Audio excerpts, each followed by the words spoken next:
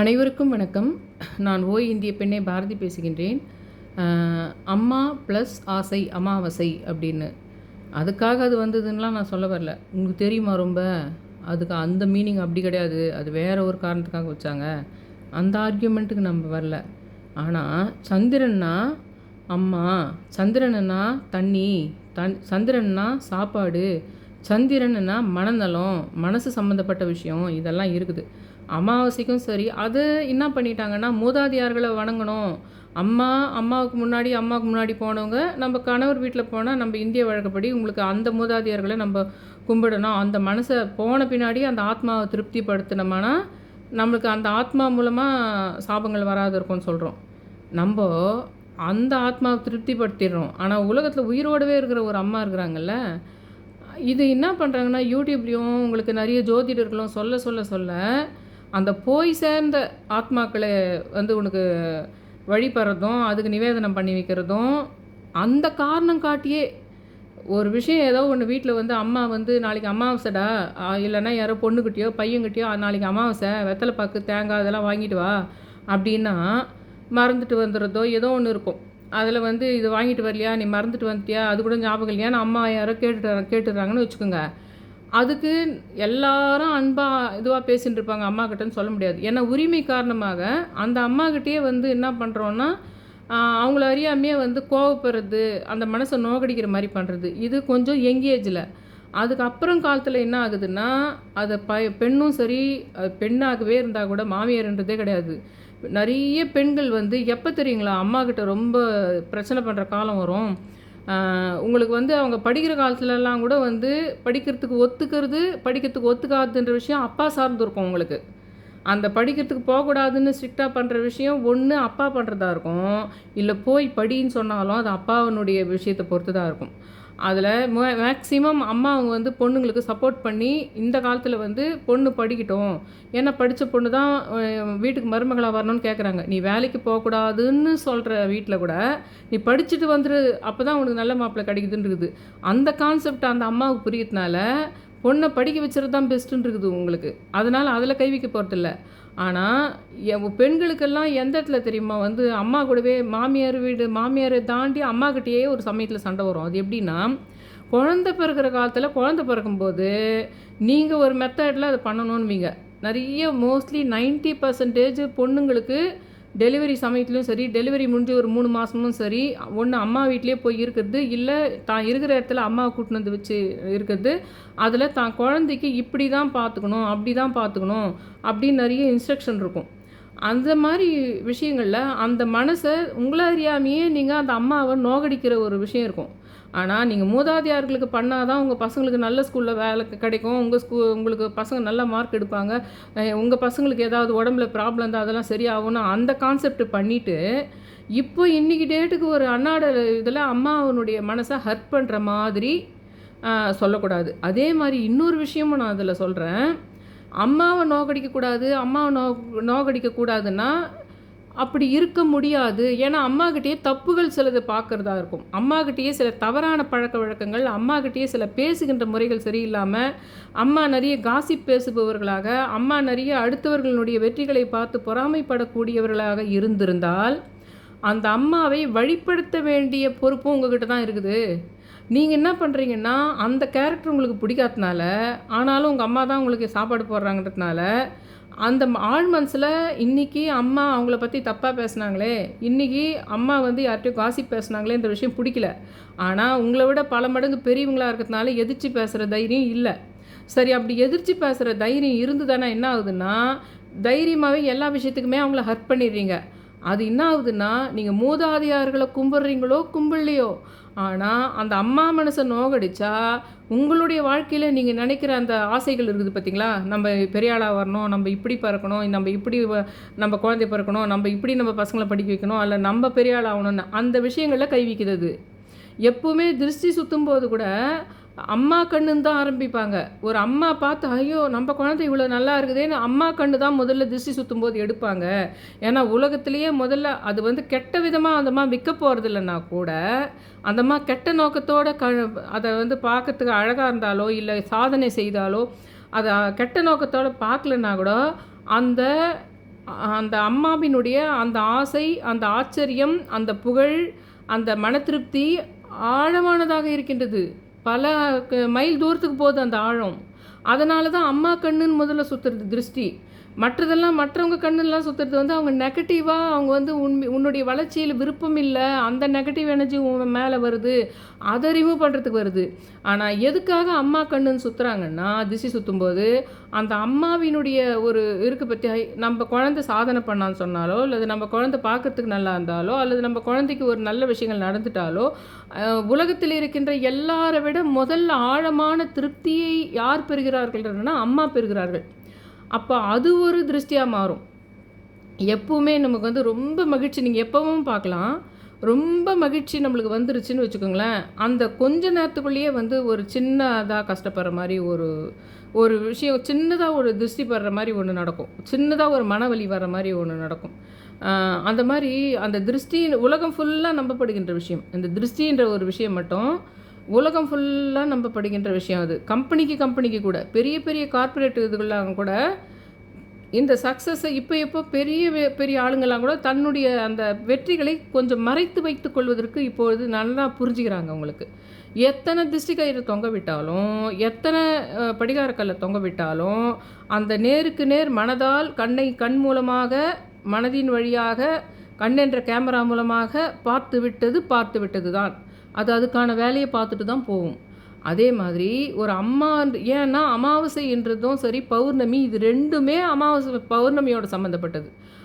அந்த சமயத்தில், அமாவாசை சமயத்தில் உங்களுக்கு ஒரு அம்மா காலில் விழுந்து இல்லை பாத பூஜையே பண்ணி, முன்னையே நான் ஒரு முறை சொல்லியிருக்கிறேன், உங்கள் பசங்களை ஏதாவது வந்து நல்லா படிக்கணும், ஒரு இன்டர்வியூ போகணும், ஒரு இது பண்ணணுன்னா கூட நீங்களே உங்களுடைய பாதத்தை அவங்களுக்கு வந்து பாத பூஜை பண்ண சொல்லுங்கள் அப்படி சொன்னேன். அது எத்தனை பேர் பண்ணுவாங்க? பண்ண முடியாது. என்ன சொன்னால் கூட எங்கள் அம்மாவுக்கு போய் நான் உங்களுக்கெல்லாம் சொன்னேன், போன வருஷமோ அதுக்கு முந்தின வருஷமோ சொல்லியிருந்தேன், ஒரு 2 வருஷத்துக்கு முன்னாடி. இந்த மாதிரி அம்மாவுக்கு பாத பூஜை பண்ணிவிடுங்க, அதாவது உங்கள் பசங்களையே பண்ண சொல்லுங்கள், அவங்ககிட்ட இது ஒரு சாங்கியம் மாதிரின்னு சொல்லிட்டு பண்ண சொல்லுங்கன்னா நிறைய பேருக்கு முடியாது. ஏன் சொல்லுங்கள்? ஏதோ ஒரு காரணத்தினால அம்மாக்கிட்டேருந்து அந்த விளக்கம் இருக்கும். அவங்க சொன்ன கடமைக்கு நம்ம செஞ்சிடலாம், பையனுங்களாக இருக்கிறவங்களெல்லாம் கடமைக்கு செஞ்சிடலான்னு தோணும். நாளாக அம்மாக்கிட்டேருந்து ஒரு பிரிதல் தோணும் மனசில். ஒரு கடமை மட்டும்தான் மனசில் இருக்கும். அவங்கள எதிர்க்கக்கூடாது, அவங்கள பண்ணக்கூடாதுன்னு தெரியுமோ தவிர, மனசுலேயே நிறைய அம்மாவனுடைய விஷயம் பிரிஞ்சு போகிறது. உங்களுக்கு சந்திர கர்மா இருக்கிறவங்களுக்கு அம்மாவை நிறைய பிடிக்காமல் இருக்கிறதுக்கு சான்ஸ் இருக்குது. சூரிய கர்மா இருக்கிறவங்களுக்கு நிறைய அப்பா மேலே ரொம்ப விருப்பம் இல்லாமல் இருக்கிறதுக்கு காரணம் இருக்குது. ஆனால் அதுக்காக சூரிய கர்மா இருக்கிறவங்களுக்கெல்லாம் அப்பாவே கெட்டதுன்னு சொல்ல முடியாது. இந்த மாதிரி விஷயத்தில் மட்டும் அப்பாவையே பிடிக்காமல் போவோம், ஆனால் அந்த அப்பாவாலேயே தான் நல்லது நடக்கும். சந்திர கர்மாவுக்கும் அப்படி தான், அம்மாவை பிடிக்காத மாதிரி இருக்கும், ஆனால் அந்த அம்மா ஏதோ ஒரு விஷயத்துக்கு, அம்மா வந்து நல்ல விஷயத்துக்கு மூல காரணமாக இருக்கும். சந்திர கர்மா இருக்கிறவங்களுக்கு நான் சொல்கிறேன். இப்போது நான் என்ன சொல்கிறேன், சந்திர கர்மா இருக்கிறவங்க கூட இந்த அமாவாசை சமயத்தில் அம்மாவுக்கு பாத பூஜை பண்ணலாம். சில பேருக்கு அதெல்லாம் வந்து ஒரு மாதிரி இருக்கும். அந்த மாதிரி அது என்னது, அம்மா காலை தொட்டு கழுவி பாத பூஜைலாம் பண்ணுறதா? ஏன்னா அது டெய்லி சண்டையாக போகும். உரிமையில் நிறைய அம்மாக்கிட்ட எகிரி உழறதா இருக்கும். என்னதான் சடங்கு சொன்னால் கூட, உனக்கு பயங்கரமான பணம் வருதுன்னு சொன்னால் கூட அந்த விஷயத்தை நிறைய பேரால் செய்யவே முடியாது. ஒரு பொசிஷனுக்கு உங்களுக்குன்னு ஒரு ஸ்டேட்டஸுக்கு வந்துட்டு பின்னாடி, நீங்கள் 40 வயசு 50 வயசு ஆளாக இருக்கிற பட்சத்தில் நீங்கள் போய் பாத பூஜை பண்ணுன்னா உங்களால் அது கஷ்டம். அதனால தான் அதுக்கு ஈக்குவலாக நீங்கள் ஒன்று பண்ணலாம் அமாவாசை சமயத்தில். இன்னும் சொல்லப்போனால் பௌர்ணமியிலையும் பண்ணலாம், பௌர்ணமியிலையும் இதை பண்ணலாம், அமாவாசையும் இதை பண்ணலாம். அப்புறம் சந்திர கர்மா இருக்கிறவங்க ரொம்ப முக்கியமாக பண்ணணும். ஆனால் மற்ற நல்ல விஷயங்கள் நடக்கிறதுக்கு அமாவாசை பௌர்ணமி சமயத்தில் உங்களை எல்லாரையுமே பண்ண சொல்கிறேன். ஆனால் சந்திர கர்மா இருப்பவர்கள் யாரெல்லாம் சந்திர கர்மானா, மகம், கேட்டை, உத்திரட்டாதி, பரணி, இவங்கெல்லாம் சந்திர கர்மாவுடையவர்கள். இவங்கெல்லாம் பர்பஸாகவே அமாவாசை பௌர்ணமியில் அம்மாவுக்கு செய்யணும்.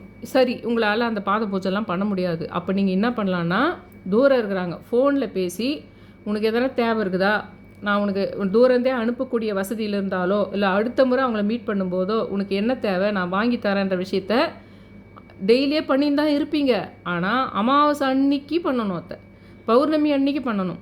அப்படி இருக்கும்போது நீங்கள் சவுத்தில் இருக்கிற ஒரு ஃபோட்டோவுக்கு போயிட்டு, இதுக்கு முன்னாடி மூதாதையார் ஆத்மாக்களை போயிட்டு பின்னாடி நீங்கள் திருப்தி பண்ணிட்டு இருக்கிறீங்க. இங்கே உலகத்தில் வாழ்ந்து கொண்டிருக்கின்ற அம்மாக்களுக்கு முதல்ல நீங்கள் இந்த விஷயங்களை செய்யணும்.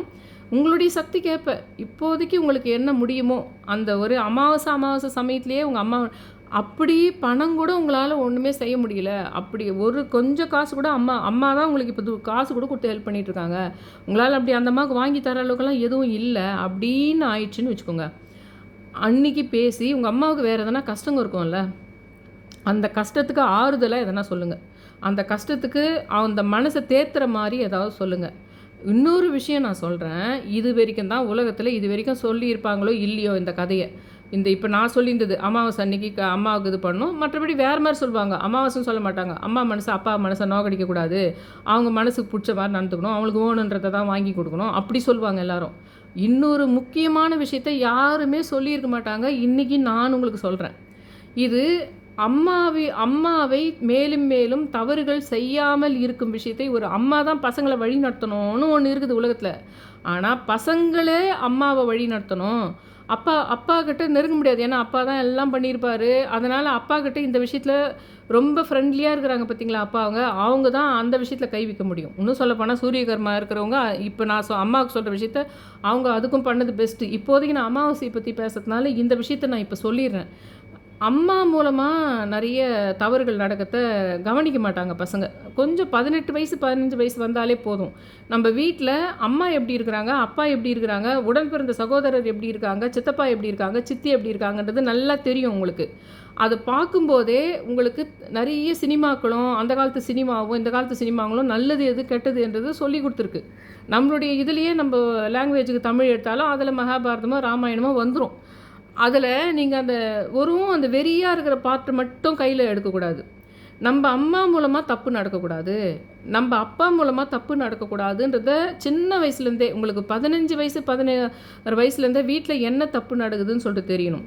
ஆனால் இதுக்காக ஒரு அம்மா ரொம்ப பெரிய பெரிய தப்புங்களே பண்ணுறாங்கன்னா நீங்கள் அவங்கள ஒரு சபையில் போய் அவங்கள அசிங்கப்படுத்துறதோ, உங்களுக்கு அடுத்த சர்க்கிள் ஆளுங்கிட்ட அம்மாவை விட்டு கொடுக்குறதோ, இல்லை அம்மா செஞ்ச தப்பை அவங்க எதிர்க்கெல்லாம் சொல்லி பண்ணால் அம்மா மனசு நோகும். மறுபடியும் நீங்கள் அஃபெக்ட் ஆவீங்க. அம்மா மனசு நொந்து தானா உங்கள் வாழ்க்கை ரொம்ப கஷ்டமாக போகும். அதுவும் உங்களால் ஒரு கஷ்டம் அவங்களுக்கு வந்து தானா உங்கள் வாழ்க்கையில் கைவிக்கும். அது அம்மா மனசு நொந்து தானா அது உங்கள் வாழ்க்கையில் கைவிக்கும். அந்த நொந்து போனதுக்கு காரணமே நீங்கன்னா அது உங்களை தான் பாயிண்ட் அவுட் பண்ணும். அந்த ஆத்மா அந்த உள்ளே இருக்கின்ற அந்த அம்மா, அந்த சந்திரனுக்குரிய விஷயம் அது மனசில் கைவிக்கும் உங்களுக்கு. ஆனால் அம்மாவை பாராட்டணும், அம்மாவை மனசு நோகடிக்கக்கூடாது, அம்மாவுக்கு பிடிச்சதெல்லாம் நம்ம செய்யணும் அப்படின்னு சொல்லிட்டு சொல்லப்போனால் இது தர்மன் பண்ண விஷயந்தான். இது அந்த குந்தி பண்ண விஷயத்துக்கு தர்மன் சரி நாங்கள் உண்மையிலே 5 பேரும் பகிர்ந்துக்கிறோம், நல்லது பண்ணுறோன்னு நினச்சின்னு சொன்னார் பார்த்தீங்களா, அதையே கூட சொல்லலாம். ஆனால் இதுக்கு அந்த மாதிரி வராத, நீங்கள் வேறு கதைக்கு வரணும். இப்போ நீங்கள் முக்கியமாக அது என்னதுன்னா, உங்கள் அம்மாவுக்கு நிறைய மற்றவங்களை பற்றி அதிகமாக குறை சொல்கிறதோ, இல்லை பாடி ஷேமிங் பண்ணுற பழக்கமோ, இல்லை மற்றவங்கள சின்ன குழந்தைங்களாக இருந்தாலும் பெரியவங்களாக இருந்தாலும் மற்ற வீட்டினுடைய விஷயங்களை இறக்கி எடை போடுறது, அவங்கள ஜட்ஜ் பண்ணுறது, இந்த மாதிரி விஷயங்களை பேசிகிட்டு இருந்தால், ஏன்னா நீங்கள் பண்ணுற தப்பை உங்கள் அம்மா கண்டிச்சிருப்பாங்க. நம்மளுக்கு தான் பிறந்தோம், நம்ம தான் தூளியில் போட்டு ஆட்டணும்னு சொல்லியிருப்பாங்க. ஆனால் உங்களுக்கு அம்மாவுக்கு தப்புன்னு தெரிஞ்சாலும் அம்மாவை எதிர்க்கிற தைரியம் இருக்காது உங்களுக்கு. ஆனால் நீங்கள் அம்மாவை பாராட்டணும், அம்மா மனசை நோகடிக்காமல் இருக்கணுன்றது கூட இந்த பொறுப்பையும் நீங்கள் எடுக்கணும். அம்மா மற்றவங்க கிட்டேருந்து பாவங்களை சேர்த்துக்கக்கூடாது, அதுக்கும் நீங்களே ஸ்டாண்ட் எடுக்கணும். ஏன்னா நீங்கள் தான் கூடவே இருக்கிறீங்க, உங்களுக்கு தான் தெரியும் என்ன நடக்குதுன்னு. அம்மா மற்றவர்களை கேலி செய்தாலோ, அல்லது அம்மா ஒரு முகசுழிப்பு, சின்ன சின்ன விஷயத்துக்கு முகத்தில் மற்றவங்கக்கிட்ட பழகிறவங்கக்கிட்ட முகத்தை ஒரு மாதிரி சர்க்காசமாக பண்ணுறாங்க பார்த்தீங்களா, ஒரு மாதிரி கோபமாக பண்ணுறது, தனக்கு பிடிக்காதவங்களை பார்த்தா முகத்தை சுழிக்கிறது, இந்த மாதிரி எல்லாம் பண்ணும்போது நீங்கள் எப்படி உங்கள் அம்மாக்கிட்ட எப்படி அதை சொல்லணும்னா, எடுக்கும்போது அப்படி பண்ணாத இப்படி பண்ணாதன்னு சொல்லக்கூடாது. ஏன்னா வயசில் நீங்கள் சின்னதாக இருக்கிறதுனால நீங்கள் சொல்கிறது, அப்போ நீ ஒழுங்காக படிக்கிறது தானே, அப்போ நீ இது பண்ணுறது தானே அப்படின்னு உன்னுடைய இதை திருப்பிடுவாங்க. அப்படி பண்ணக்கூடாது. வேறு ஏதாவது ஒரு நல்ல விஷயங்களை அந்த அம்மாக்கிட்ட ஃபஸ்ட்டு லைனில் 2 லைனில் நீ இது பண்ணுறது, மற்றவங்களாம் நிறைய நான் பார்த்துருக்கேன், அவங்கெல்லாம் இந்த மாதிரி பண்ணதில்லை, எனக்கு இந்த வகையில் எனக்கு அம்மாவாக நீ கிடச்சதுக்கு எனக்கு பெஸ்ட்டு அப்படின்னு 2 வார்த்தை சொல்லி அவங்களுக்கு ஆறுதல் திருப்தியாக ஆகிடும். 2வது 3வது லைனில் நீங்கள் தேவையில்லாமல் யாரையும் கமெண்ட் பண்ணாதம்மா, நீ இந்த மாதிரி பேசிகிட்டு இருந்ததை நான் கேட்டேன், அது அவங்க காதில் விழுந்தால் மனசு ரொம்ப வலிக்கும், இந்த மாதிரி நம்மளை யாராவது கமெண்ட் பண்ணால் நல்லா இருக்காது, அதனால் இந்த மாதிரி எப்போவுமே நீ வேறு எதனா அவங்க நம்மளெல்லாம் என்ன பேசியிருக்காங்கன்னு பேசு, வாழ்க்கை ஃபுல்லாக அது உங்களுக்கும் பாடமாக எடுத்துங்க. மற்றவங்க நீங்கள் ஒரு காசிப் பேசுறதா இருந்தால் அந்த காசிப் எப்படி இருக்கலாம் அப்படின்னா, உலகத்தில் காசிப் பேசாதீங்கன்னா பேசாத இருக்க முடியாது. நீங்கள் ஒரு உலகத்தில் யார்கிட்டயோ போய் உங்களது ஷேர் பண்ணுறது, அது பேர் காசிப் கிடையாது, ஷேர் பண்ணுறது. நான் அந்த கம்பெனிக்கு போனேன், அந்த வேலையை நான் ஒர்க்கை நல்லா முடித்தேன். அப்போது இன்னொருத்தர் என்ன பண்ணாங்கன்னா, அது நான் பண்ணதான் நல்லா பண்ணேன்னு சொல்லிட்டு எம்டிக்கு தெரியக்கூடாதுன்னு சொல்லிட்டு அவங்க பண்ணதாகவே சொல்லிக்கிட்டாங்க. அப்படி பேசலாம். அது பேர் காசிப் கிடையாது. அது நல்லா புரிஞ்சுங்க. அது ஷேர் பண்ணுறீங்க. அது உங்களுக்கு வலி. வேறு ஒரு இடத்துல உங்களுக்கு நடந்த அநியாயம். அதை பற்றி நீங்கள் பேசுகிறீங்க. அது பேர் அடுத்தவங்கள கமெண்ட் பண்ணுறது, பாடி ஷேமிங் பண்ணுறது, கேலி பண்ணுறது, மற்றவங்க மனசை நோக்கடிக்கிறது கிடையாது. உங்களுக்கு உலகத்திலேயோ உறவுலையோ நண்பர்லையோ நடக்கிற ஒரு நடந்த அநியாயத்தை பற்றி அம்மா கிட்ட சொல்கிறது, ஃப்ரெண்டுக்கிட்ட சொல்கிறது, சகோதரர்கிட்ட சொல்கிறது. ஒரு கேமராவை உங்கள் வீட்டில் ஃபிக்ஸ் பண்ணிட்டு இருக்குது. ஃபுல்லாக 1 மாதத்துக்கு எடுத்து பார்க்குறாங்க. அதில் 1 மாதத்துக்கு செக் பண்ணிக்கிட்டே வராங்கன்னா கூட நீங்கள் என்ன பேசியிருப்பீங்கன்னா, நீங்கள் உங்களுடைய தொழில் சம்மந்தமான விஷயங்கள், சாப்பாடு சம்மந்தமான விஷயங்கள், ட்ரெஸ்ஸிங் சம்மந்தமான விஷயங்கள் பேசியிருக்கிறீங்க. அதுக்கு நடுவில் இந்த மாதிரி சமூக மனப்பிரச்சனைகளை பற்றி நீங்கள் பேசியிருக்கிறீங்கன்னா, யாரோ உங்களுக்கு செய்த அநியாயங்களை பற்றி நீங்கள் பேசியிருக்கலாம். அது காசிப் ஆகாது. ஆனால் நீங்களே ஒரு பிளான் பண்ணுறீங்க.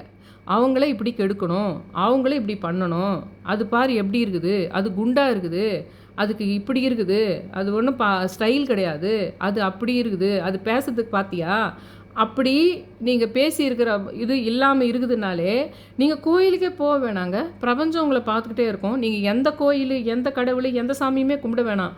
அந்த மாதிரி நீங்கள் இருக்கணும். நீங்களும் இருக்கணும். உங்கள் வீட்டில் அம்மா சைடில் இந்த மாதிரி தப்பு நடக்குதான்றதை நீங்கள் தான் கரெக்ஷன் பண்ணணும். வேறு யாரும் பண்ண முடியாது. அம்மாவை மனசு குளிர்ற மாதிரி 2 வார்த்தை சொல்கிறீங்க.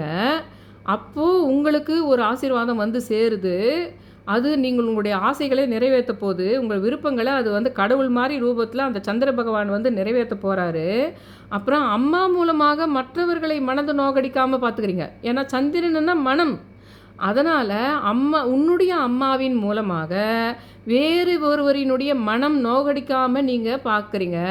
அப்போ என்ன ஆகுதுன்னா, நான் சொன்னேன்னா சந்திரன்னா மனசு, அம்மா தண்ணி, சாப்பாடுன்னு சொன்னேன்னா, அப்போ என்ன ஆகும்னா, உங்கள் அம்மா மூலமாக அடுத்து ஒரு மனசை நோகடிக்கிற விஷயத்தை யார் தடுத்தது? நீங்கள் தானே தடுத்தீங்க. ஆனால் எடுத்த உடனே நீங்கள் போய் தடுத்தீங்கல்ல, உங்கள் அம்மா 4வது நாள் கேட்க மாட்டாங்க.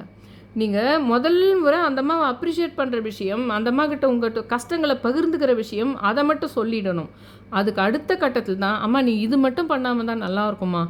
எப்பவுமே நீ ஒரு அறிவுரை யாருக்கு சொல்லும் போதுமே, நீ அப்படி பேசியிருக்கலாமா, நீ அப்படி பேசினா அவங்க மனசு எப்படி நோகும், அவங்க நம்மளை சொல்லியிருந்தா உனக்கு நல்லா இருக்குமா, அப்படி பேசினா யாருமே கேட்டுக்க மாட்டாங்க.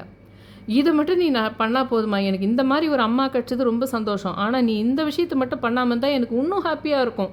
நீ இது பண்ணுறது மட்டும் எனக்கு கொஞ்சம் பிடிக்காமல் இருக்குது. இப்படி சொன்னால் அது ஒர்க் அவுட் ஆகும்.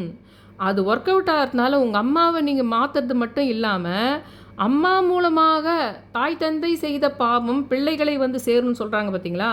அப்போது அந்த அம்மா மூலமாக நடந்த மற்றவங்களை நோகடிக்கின்ற விஷயம், அது அம்மாவுக்கு வந்த பாவம். அது அம்மா ஒரு வார்த்தை பேசுறதுனால மற்றவங்க மனசு நொந்துது. அந்த அப்பா அம்மா செய்த பாவம் உங்களை சேரும். அப்போ அந்த அப்பா அம்மாவை போயிட்டு மற்றவங்கள கொலை பண்ணணும்னு அவசியம் கிடையாது.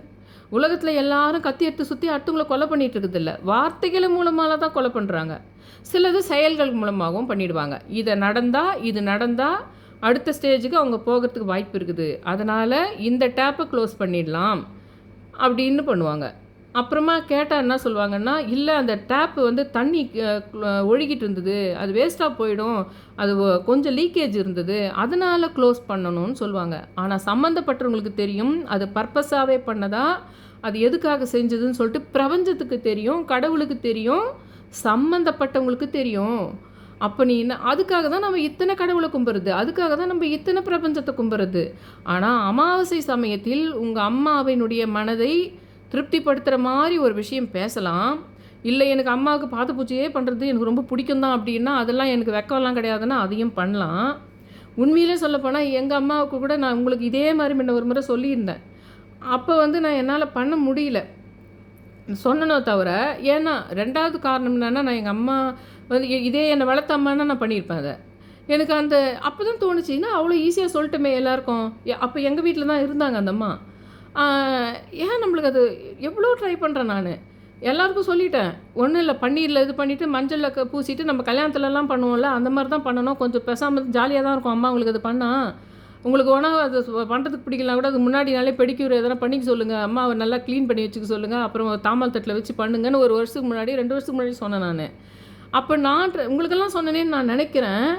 எனக்கு அது வந்து பண்ணவே முடியாம போகுது. எனக்கு அது ஐயோ! இது ஒரு மாரி இருக்குது. சரி பண்ணுவான்றாங்க அம்மா. சரி அப்படித்தான் பண்ணு. அதனால உனக்கு நல்லது நடக்குதுன்னா பண்ணு அப்படின்றாங்க. அந்த அம்மா ஒத்துக்கிறதுக்கு ரெடியா தாங்கிறாங்க. ஆனா நான் ரொம்ப யோசிக்கிறேன் நான் அத பத்தி பண்றதுக்கு. ஆனா என்ன வளர்த்த மகனா டக்குன்னு பண்ணிட்டுருப்பேன் போல நானு அந்த விஷயத்த. அந்த மாரி வந்து அவ்வளோ அதனால தான் இப்ப அது புரிஞ்சதுனால தான் நான் இப்ப சொல்றேன். இப்போ நீங்க என்ன பண்ணுங்கன்னா, மனச சந்தோஷப்படுத்துற மாரி, இல்ல உங்க அம்மாவனுடைய மற்ற கஷ்டங்கள சொல்றது மாரி அது பண்ணணும். இன்னொரு முக்கியமான விஷயம் நான் இந்த வீடியோல சொல்றது, எத்தனையோ கன்டென்ட் போட்டிருக்கேன். ஆனா இந்த கன்டென்ட் உங்களுக்கு விதி இருக்க போதா? நீங்க கடைசி இது வரைக்கும் பார்க்க போறீங்களா இத?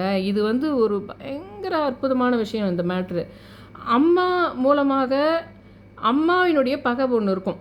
நெறைய பேர் பசங்களுடைய வாழ்க்கை அழிஞ்சதுக்கு காரணமே என்ன இருக்கும்னா, அம்மாவுக்கு சம்மந்தம் இல்லாத வேற யார் கூடனா போட்டி, பகை இருக்கும். அதுக்கு ஒரு 3, 4 பசங்க இருப்பாங்க. பெத்த பசங்க அந்த காலத்தில கொஞ்சம் நெறைய 4, 5 பையனுங்க இருப்பாங்கன்னு வச்சுக்கோங்களேன். அதில ஒரு பையன மட்டும் அந்த தான் எதிரிய இது பண்ணுறதுக்கு, சவால் விடுறதுக்கு, இது பண்ணுறதுக்கெல்லாம் ஒரு பையன வச்சுக்குவாங்க. மற்ற பையனுங்கள விட்டுருவாங்க. நீங்க நல்லா கவனிச்சு பாருங்க. அந்த அம்மாவனுடைய கொள்கை வந்து ஒரு நியாயமான கொள்கையா இருக்காது. வேறு ஏதோ ஒரு காரணத்துக்கு அவங்கள பழி வாங்கணும். உண்மையிலேயே அவங்க வாழ்க்கைய அவங்க ஒழிச்சுட்டாங்க. அதனால பழி வாங்கணுன்ற எண்ணம் இருக்காது. சும்மாவே அவங்க ரொம்ப வெல் செட்டில்டா இருக்கிறாங்க. நம்மளுடைய மச்சினனோ அல்லது தன்னுடைய மூத்தாரோ யாரோ ஒருத்தர் வந்து அவங்க ரொம்ப வெல் செட்டில்டா இருக்கிறாங்கிறதுனால ஒரு பொறாம இருக்கும். அதனால என்ன ஆகும்னா, அவங்கள வந்து அப்படியே அவங்கள விட மேலுக்கு வரணும்னோ, இல்ல அவங்கள ஜெயிக்கணும்னோ ஏதோ ஒரு எண்ணம் வச்சுக்குவாங்க அந்த அம்மா. அதில என்ன ஆகும்னா, இந்த பெத்த பசங்கள்ல ஒரு 3, 4 பசங்கள்ல அவங்களுடைய காசிப்ப சொல்லி, சொல்லி, சொல்லி வளர்த்து என்ன ஆயிடும்னா, அந்த குழந்தையில அந்த 4 குழந்தையிலயோ, 3 குழந்தையிலயோ ஒரு குழந்தைக்கு வேறு விதமான அறிவுகள் நெறைய இருக்கும். வேறு விதமான நாலேட்ஜ் நெறைய இருக்கும். ஆனா, அதெல்லாம் விட்டுட்டு அந்த அம்மா சொன்ன விஷயங்களே அந்த வியூல தான் பார்க்கும் அது. அவங்க யாரோ ஒருத்தர் அவங்களுடைய அந்த கோ சிஸ்டரோ, இல்ல அவங்களுடைய அந்த இவங்க நாத்தனாரோ, அம்மாவுடைய நாத்தனாரோ, அம்மாவுடைய கோ சிஸ்டரோ ஏதோ ஒரு பணத்த வந்து இது பண்ணிடுது. ஒரு ஒரு பணத்த வந்து அதிகமா வந்து இப்படி தான் வேணுன்ட்டே தான் அது வந்து அவங்க பணத்த அம்மா வீட்டுக்கு குடுக்குது. அவங்க பணத்த வந்து அப்படி குடுக்குது அப்படின்னு ஒரு சின்ன டீனேஜ் வயசுலேருந்தே கேட்டுட்டாங்கன்னு வச்சுக்கோங்களேன். அந்த பசங்களுக்கு என்னைக்குமே தான் வாழ்க்கையில டெக்னிக்கலாவோ, தான் பெரிய ஒரு கோலோ இருக்கவே இருக்காது. அந்த வீட்லயே அம்மா சொன்ன அம்மாவனுடைய நாத்தனார், அதாவது தன்னுடைய அத்தை அல்லது அம்மாவுடைய கோ சிஸ்டர், சித்தியோ, பெரியம்மாவோ, அவங்க வீட்ல அவங்களுக்கு குடுத்தாங்க. அத வச்சு அத பண்ணாங்க. அதே தான் மைண்ட்ல நின்னுடும் உங்களுக்கு. இவங்க வேறு ஒரு உலகம் வந்திருக்கும். அந்த அம்மாவனுடைய அந்த தாட் மட்டும் அந்த மாரி இல்லன்னா, அந்த பையனுக்கு வேறு ஒரு உலகத்துக்கு போயிருக்க வேண்டியவன், வேறு ஒரு இன்னைக்கு உலகமே எத பெருசா சம்பாதிக்கிறதா பாக்குதோ, இன்னைக்கு உலகமோ எந்த ஃபீல்ட பெருசா பாக்குதோ, அதுக்கு போயிருக்க வேண்டியவன் அவன். ஆனா, அவன் என்ன ஆயிடுறான், அதுக்கு சைக்காலஜிக்கல் டேர்ம் பேர் வந்து காட் சைல்டு அது பேர். அது தனியா போடுறேன் சைக்காலஜிக்கல்ல. அந்த பேரு காட் சைல்டு. காட் சைல்டுன்னு என்ன பண்ணும்னா, தன்னுடைய அப்பா இல்லன்னா அம்மா, தன்னுடைய அந்த மூதாதையர்கள தாத்தா, பாட்டி இவங்க எதனா உருவேத்தி அவங்களுடைய பகைகளையும், அவங்களுக்கு இருக்கின்ற ஒரு வன்ம குணங்களையும் பார்த்து வளர்ந்ததுனால, அதுக்கப்புறம் அவங்க சொல்லிக் குடுத்தத விட 16 அடி பாயும்.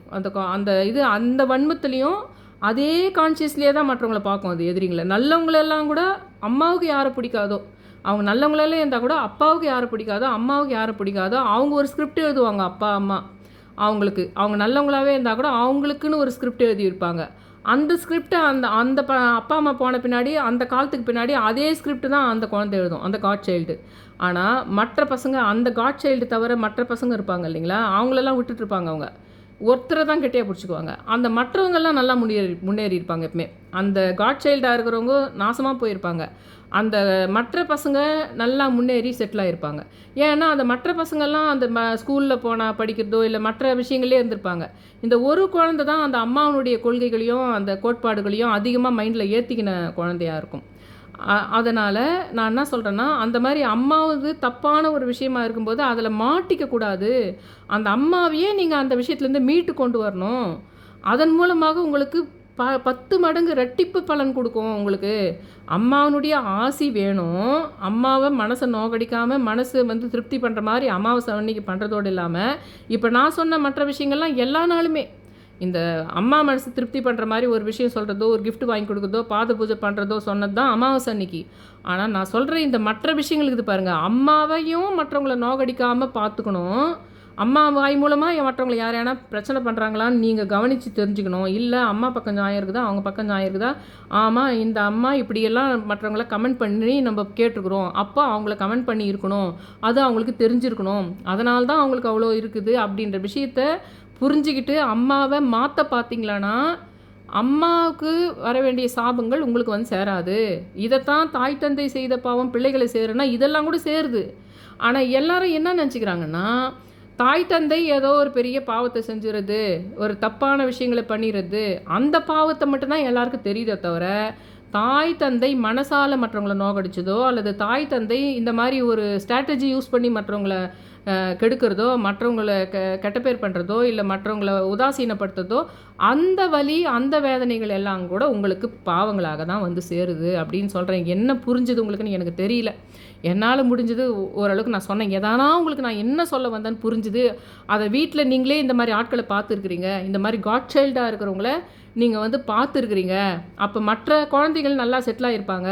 அந்த அம்மா பேச்சும் அப்பா பேச்சும் மட்டும் வந்து, அதாவது அப்பா பேச்சு அம்மா பேச்சுன்னா நல்ல விஷயம் இல்லை நான் சொல்கிறது, அவங்களுடைய காசிப்பை இந்த குழந்தை மைண்டில் ஏற்றிருப்பாங்க. அவங்களுக்கு யார் மேலே போட்டிக்குதோ அதை அந்த குழந்தை மைண்டில் ஏற்றிருப்பாங்க. அந்த குழந்தை சரியாகவே செட்டில் ஆகிருக்காது உங்களுக்கு. அந்த குழந்தை இல்லாத மற்ற பசங்க நல்லா செட்டில் ஆகிருப்பாங்க, நல்லா வளருவாங்க, நல்லா பழக்க வழக்கங்கள் இருக்கும். ஆனால் அந்த அப்பா அம்மாவனுடைய கொள்கைகளே தானும் கொண்டு வர அந்த தப்பான கொள்கைகளை தனக்கும் ஏற்றுக்கிட்ட பசங்க பேர் தான் காட் சைல்டு. அவங்க கெட்டு போயிருப்பாங்க. இந்த மாதிரி எக்ஸாம்பிள் எங்கன்னா நீங்கள் பார்த்துருக்குறீங்களான்னு சொல்லிட்டு எனக்கு கமெண்ட்டில் சொல்லுங்கள். நான் என்ன சொல்ல வரேன்னு அந்த விஷயத்தில் கை வச்சு நீங்கள் பண்ணிங்களான்னா உங்களுடைய வாழ்க்கை ரொம்ப சூப்பராக இருக்கும். அந்த சந்திரன்றதே மனசு. எல்லாமே புகழ் கூட உங்களுக்கு சந்திரன் தான். எல்லா விஷயமே உங்களுக்கு நல்லது வந்து சேரும். அந்த சந்திரன் விஷயத்தில் நீங்கள் கை வச்சிங்களான்னா, அது அம்மா என்ற விஷயத்தில், அந்த சந்திரன் என்ற விஷயத்தில் அப்படின்னு சொல்கிறேன். என்னோடய சேனலை சப்ஸ்கிரைப் பண்ணுங்கள், ஷேர் பண்ணுங்கள், லைக் பண்ணுங்கள். ரொம்ப ரிக்வஸ்ட் பண்ணி கேட்டுக்கிறேன். Thank you all.